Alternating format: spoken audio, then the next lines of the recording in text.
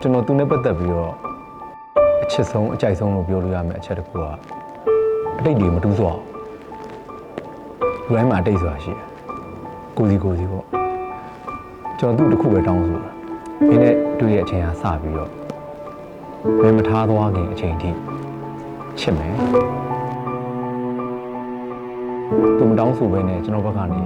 သူလိုအပ်မယ်ထင်တဲ့အရာတွေအားလုံးစေရောကူပါဖြည့်ဆည်းပေးတယ်အဲ့တော့ကျွန်တော်နှစ်ယောက်ရဲ့ချစ်ချင်းကထပ်တူကြတယ်လို့သူရှက်ပြဖြစ်တာလို့နောက်ပြီးတော့အဲ့လိုတစ်ခုဆိုရင်အဲ့မျက်လုံးပိတ်အောင်ပြုံးလိုက်တာလို့ကျွန်တော်အားချရတဲ့အချက်တွေဖြစ်ပါတ